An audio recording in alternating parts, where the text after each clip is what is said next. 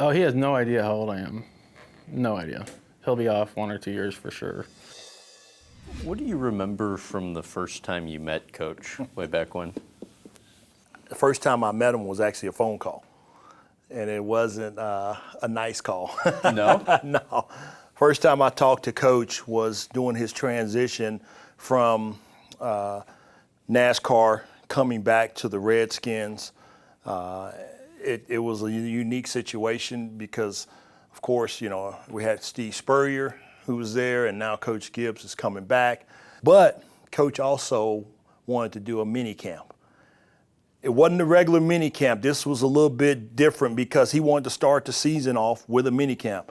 For us players, you usually do a mini camp towards the latter part of the off season because you come in, you've been traveling all over the country. You just finished the season, and so guys are doing a little R&R with their families. You're not working out too much because you use the off season to work out and get in shape. And so he wanted to start the off season off with a mini camp. Well, every player knew exactly what that meant. that he was coming in to kind of, put everybody's job on the line from the very beginning. And so I was getting calls from different guys. I'm a player rep on the team.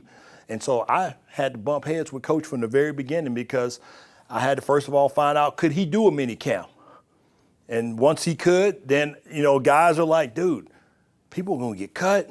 I'm like, yeah, they better start working out. But I couldn't make the first mini camp. And so my first call to Coach was, Coach, I can't make the mini camp. He said, well, how come?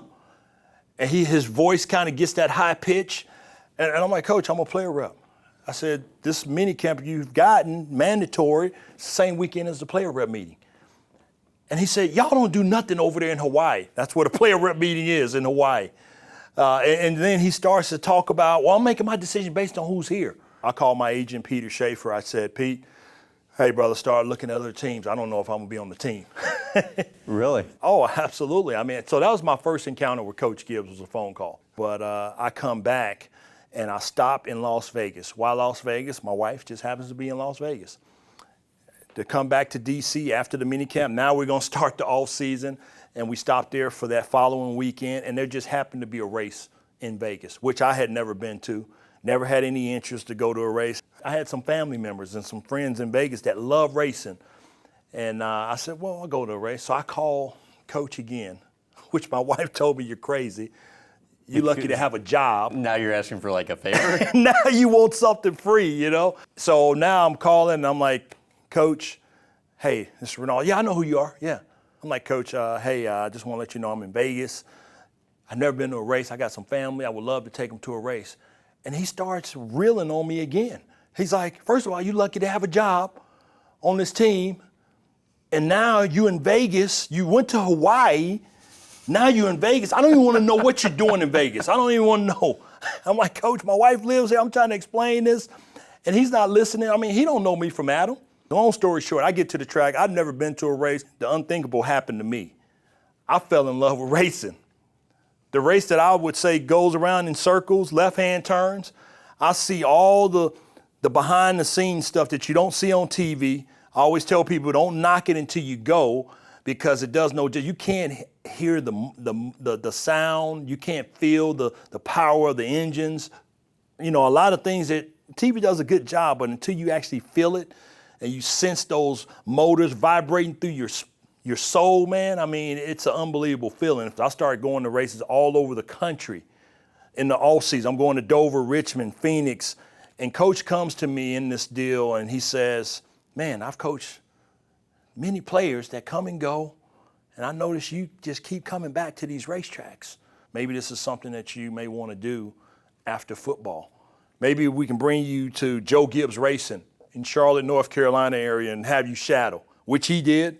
Following year, I come here, and I see all this stuff that I didn't know existed. Right. You know what I mean? And so I was hooked from then on.